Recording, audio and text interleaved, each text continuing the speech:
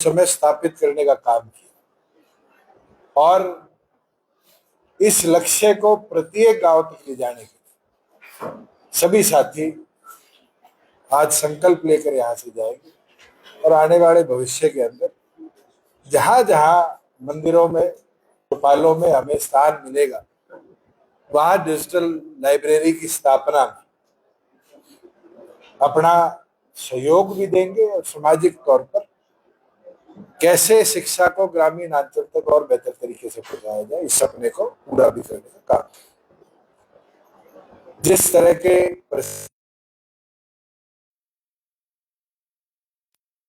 मुझे लगता है प्रधानमंत्री को गंभीरता के साथ देश की स्थिति को देखना चाहिए। तेल के दाम बढ़े, कच्चे तेल के दाम बढ़े, कच्चे तेल के दाम गिरे, उसके बावजूद भी देश के आर्थिक बोझ को केंद्र सरकार ने कम करने का कार्य नहीं किया। वही दूसरी ओर इस बार यूरिया की जो किल्लत है ये आप सबके सामने, ये फेलियर है फॉरेन पॉलिसी। केंद्र सरकार के लिए बारी बारी कहा जाता है विश्व गुरु, पर आज की परिस्थिति में एक चीज साबित होगी कि विश्व के अंदर विफल गुरु के तौर पर हिंदुस्तान को देखा गया। चाहे हमारे यहाँ सल्फ्यूरिक एसिड की किल्लत हो, माइनिंग सेक्टर पूरी तौर पर प्रभावित है, चाहे एग्रीकल्चर के अंदर पेस्टिसाइड्स और फर्टिलाइजर्स की किल्लत हो, चाहे आज प्लास्टिक के संबंधित सारी चीजों के दाम बढ़ने की बात, केंद्र सरकार का इन सारे विषयों पर ध्यान बिल्कुल जीरो। और वही दूसरी ओर इस देश के अंदर सबकी आस्था से जुड़े प्रभु श्री राम के मंदिर को, तो मेरे ख्याल से 145 करोड़ लोग धर्म से ऊपर उठकर जिसमें आस्था रखते हैं, आज वहां पर इतनी बड़ी चोरी होना ये साफ दिखाता है कि सरकार का बिल्कुल ना तो ध्यान था और सरकार में बैठे हुए कुछ लोगों ने वहां चंदा चोरी करने का काम किया। और हम तो ये मांग करते हैं कि उत्तर प्रदेश सरकार से इसको केंद्र सरकार को मामले को टेकअप कराकर केंद्र की एजेंसी से इसकी इन्वेस्टिगेशन करनी चाहिए। भाई दूसरी ओर मैंने मुख्यमंत्री को भी पत्र लिखा था और ये मांग आज फिर करता हूं कि मुख्यमंत्री उनके अधीन आने वाले जितने श्राइन बोर्ड हैं, चाहे वो मनसा देवी हो, चाहे शीतला माता मंदिर हो, चाहे बेरी का नया बना हुआ श्राइन बोर्ड हो, चाहे ऑडिट कराने का काम करे कि लाखों लोगों की आस्था से जुड़े उन श्राइन बोर्ड में कोई गड़बड़ ना पाए।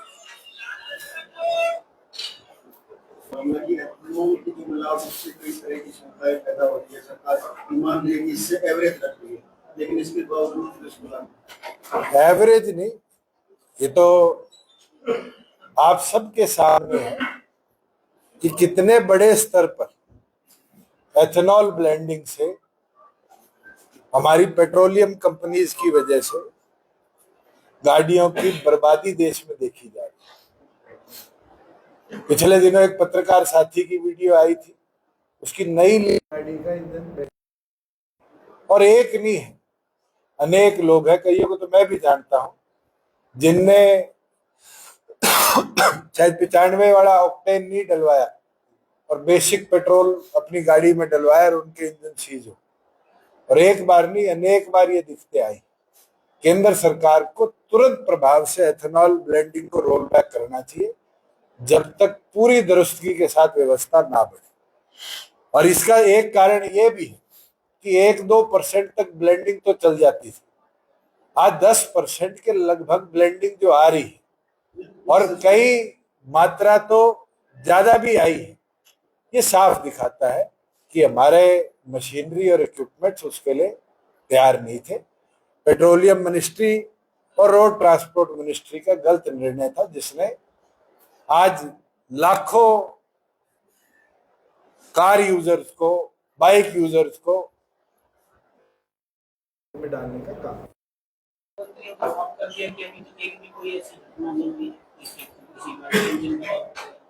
घटनाएं तो मैं आपको उदाहरण लिखित में दे देता हूं और आप कंपनी से वेरीफाई करा लें।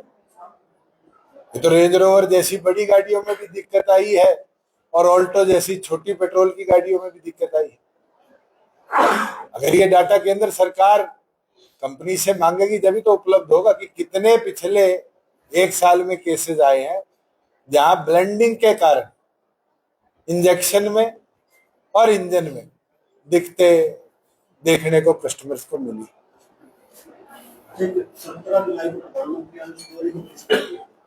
तो मुझे तो उम्मीद है 4 परियोजनाएं बड़ी आज पेंडिंग है।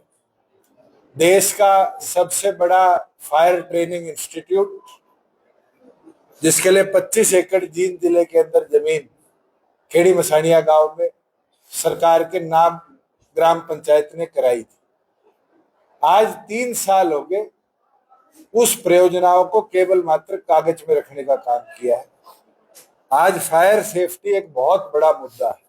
वेनेजुला के अर्थक्वेक के बाद आपने स्वयं देखा होगा कि उस देश में नागरिक इसलिए मरे क्योंकि उस देश को अर्थक्वेक के लिए फायर सेफ्टी के लिए ट्रेन किया ही नहीं गया। दिल्ली के अंदर आपने स्वयं देखा किस तरह 22 लोग झुलस झुलस कर एक होटल के अंदर आग में मरे क्योंकि वहां व्यवस्था नहीं बन पाई। हमने तो उसके लिए कदम उठाया था और उम्मीद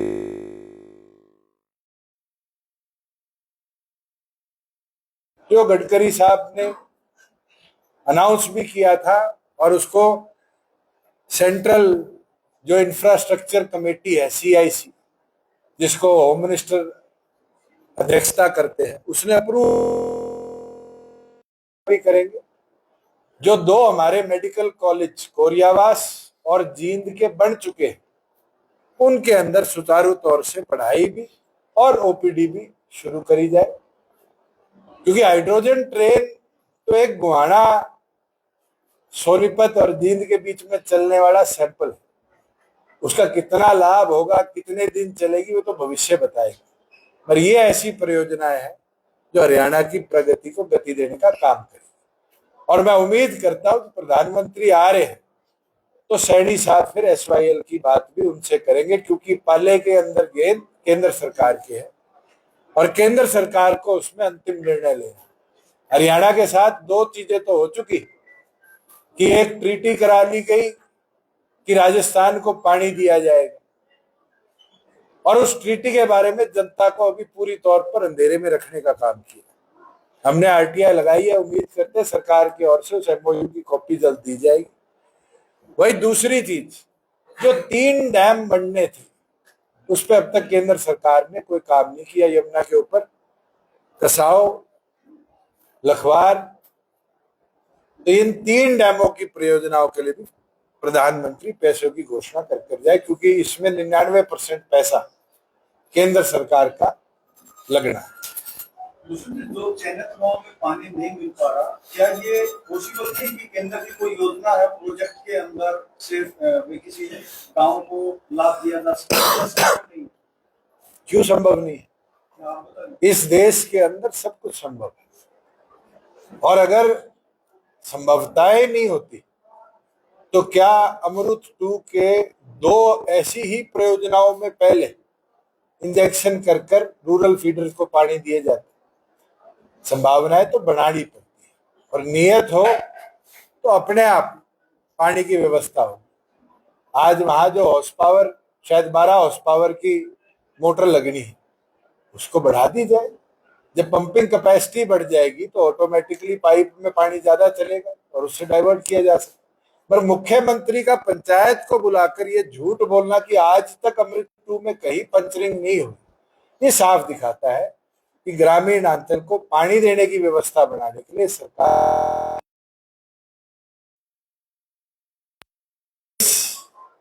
करोड़ रुपया उकलाना मंडी और उकलाना को अमृत 2 के अंदर सैंक्शन करवाया था और एक ही पाइपलाइन से उकलाना मंडी और उकलाना गांव को पानी दिया था।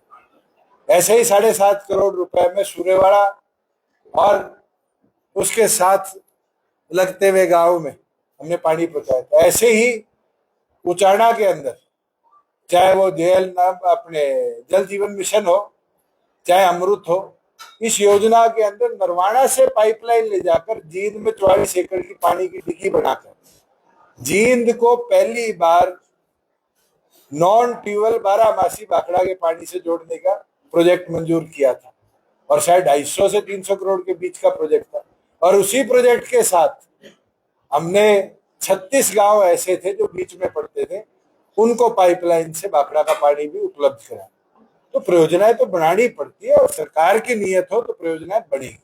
नियत क्यों नजर नहीं आ रही? क्या पार्टी के अंदर, भारतीय जनता पार्टी के अंदर? देखो, भारतीय जनता पार्टी शायद वहां कुछ और सोच के चल रही कि शहर को गांव से तोड़ दो। वो तो अपनी राजनीति हर कदम पर करती है। वो कहीं ना कहीं इस मंशा से है कि हमें पानी भी ना देना पड़े और आपसी झगड़ा भी लोगों के बीच में। अगर मुख्यमंत्री चाहते तो पहले दिन वहां पाइपलाइन की कैपेसिटी बढ़ाने की घोषणा कर देते। मुख्यमंत्री ने पाइपलाइन की कैपेसिटी बढ़ाने की तो बात नहीं की, उन लोगों को झूठा दिलासा देकर वापस भेजने का काम। ये दिखता है कि उनकी मानसिकता कुछ और है। अगर राजनीतिक फायदा ना मिल रहा होता तो अब तक तो घोषणा कर दी जाती और पाइपलाइन का कार्य भी एडमिनिस्ट्रेटिव अप्रूवल की ओर चल पड़ता। और अब तक कोई कदम ना उठाना, ये दिखता है कि इनकी मंशा कुछ देखो, NHAI से परमिशन लिए बिना या रेलवे से परमिशन लिए बिना आप सेंट्रल गवर्नमेंट के एसेट्स को तो तोड़ सकते नहीं। और ये जल्दबाजी में जिसने फैसला किया है उसके खिलाफ कार्रवाई भी होनी चाहिए कि बिना परमिशन के, बिना अप्रूवल्स के इतना बड़ा कार्य कैसे छिड़ा। सवाल उठाया कि जिस ट्रैक पर वो ट्रैक चलो बनवाया है, क्या उस ट्रैक को बनाने के बाद उस ट्रैक से कोई मेजर ट्रैक को जोड़ा गया? क्या दिन में 2 बार ट्रेन जाने के सिवाय उस ट्रैक पर कोई उद्धार विकास हुआ? मुझे अप्रूव कराया, उस प्रोजेक्ट की घोषणा होगी और जल्द उस पर काम शुरू होगा। और शायद आप लोगों को भी नहीं पता कि एक नैरो गेज की पटरी गुड़गांव से फारूक नगर तक आती है। आज वो नैरो गेज ब्रॉड गेज तो बन गई थी, पर फारूक नगर से आगे उस पटरी को ले जाने का कदम किसी ने नहीं उठाया।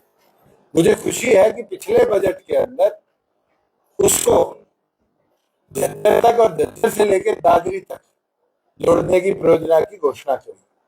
और आप देखना, जिस दिन ये कार्य पूरा होगा, दिन में 2 बार नहीं, दिन में 100 बार जो ये जाम दिल्ली रोहतक के बीच में लगता है, ये डाइवर्ट होकर वहां से ट्रेनें आने लग जाएगी। शताब्दी जैसी ट्रेनों को भी नया ट्रैक मिल जाएगा। वो विजन होता है कि आपने उद्योग को बढ़ावा दिया, मोटेबिलिटी को बढ़ावा दिया। इस ट्रैक से तो उस क्षेत्र के किसान पीड़ित हुए, ना कि उस क्षेत्र के बीच में ट्रांसपोर्टेशन में कोई फायदा नहीं। आज बाय रोडवेज की बस जींद से आप 55 मिनट में सोनीपत पहुंच सकते हो, और उस ट्रेन के अंदर इतने स्टॉप है कि आदमी को 3.5 घंटे लगते।